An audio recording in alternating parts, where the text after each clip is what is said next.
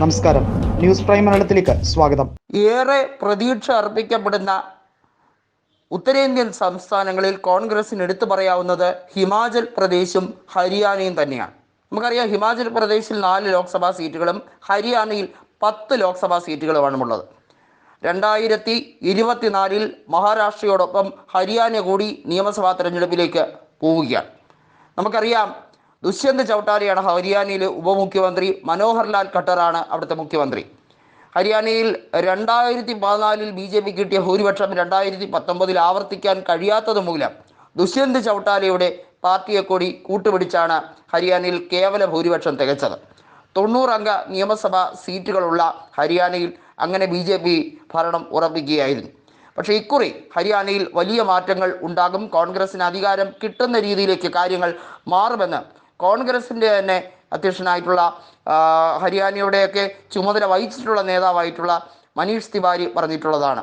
അതുമാത്രമല്ല, ഹരിയാനയിൽ രാഷ്ട്രീയപരമായി അവിടെ മാറ്റങ്ങൾ ഉണ്ടാകാനുള്ള എല്ലാ രീതിയിലുള്ള സാധ്യതകളും ഉണ്ട്. ഒന്നാമത്തെ കാര്യം എന്ന് പറയുന്നത്, ഹരിയാനയിലെ പല സ്ഥലങ്ങളിൽ, ഹിസാറായിരുന്നാലും പാനിപ്പത്തായിരുന്നാലും കോൺഗ്രസിന് വലിയ രീതിയിൽ മുന്നേറ്റം കൊടുത്തിരുന്ന സ്ഥലങ്ങളാണ്. എന്നാൽ 2014 ശേഷം അവിടെ പ്രധാനമായിട്ടുള്ള ലോക്സഭാ തെരഞ്ഞെടുപ്പുകളിലൊക്കെ BJPക്കും INLDക്കും ഒക്കെ സീറ്റ് കിട്ടുകയും കോൺഗ്രസ് താഴേക്ക് പോവുകയും ചെയ്തിരുന്ന ഒരു കാഴ്ച കാണുന്നു.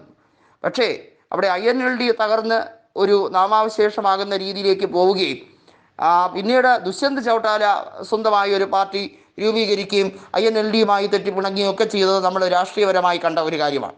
ദുഷ്യന്ത് ചൗട്ടാലയുടെ കൂടെ അണിനിരക്കാൻ യുവാക്കളും അതുപോലെ തന്നെ അവിടെയുള്ള കർഷകരുമൊക്കെ ശ്രമിച്ചിരുന്നു.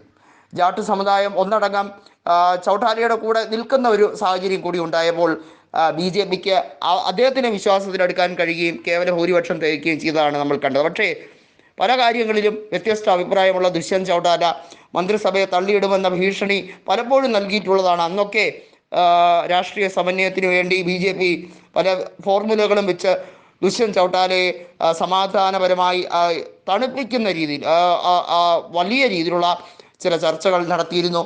എന്നാൽ ഇക്കുറി നിയമസഭാ തെരഞ്ഞെടുപ്പിലും ലോക്സഭാ തെരഞ്ഞെടുപ്പിലും ഹരിയാനയിലും അതുപോലെ തന്നെ കോൺഗ്രസ് ഭരിക്കുന്ന ഏക ഉത്തരേന്ത്യൻ സംസ്ഥാനം എന്ന രീതിയിൽ ഹിമാചൽ പ്രദേശിലും മുഴുവൻ സീറ്റുകളും തൂത്തുവാരാനുള്ള കർമ്മ പദ്ധതിയാണ് ഇട്ടിരിക്കുന്നത്. അതായത് ഹരിയാനയിലെ 10 ലോക്സഭാ സീറ്റുകളും ഹിമാചൽ പ്രദേശിലെ 4 ലോക്സഭാ സീറ്റുകളും നേടിയെടുത്തേ മതിയാവൂ എന്നുള്ളത് തന്നെയാണ്. കാരണം ഓരോ സീറ്റും വിലപ്പെട്ടതായി മാറിയിരിക്കുന്ന ഒരവസ്ഥയിൽ നമുക്കറിയാവുന്ന ഒരു കാര്യം കൂടിയുണ്ട്. ഹിമാചൽ പ്രദേശിൽ അവിടുത്തെ മാണ്ഡി ലോക്സഭാ ഉപതെരഞ്ഞെടുപ്പിൽ BJPക്ക് കിട്ടിയ 4 ലക്ഷം വോട്ടുകളെ മറികടന്നുകൊണ്ടായിരുന്നു അവിടെ വീർഭദ്ര സിംഗിൻ്റെ ഭാര്യ വിജയിച്ചത് എന്നുള്ളത് നമ്മൾ അറിയേണ്ട ഒരു കാര്യം തന്നെയാണ്.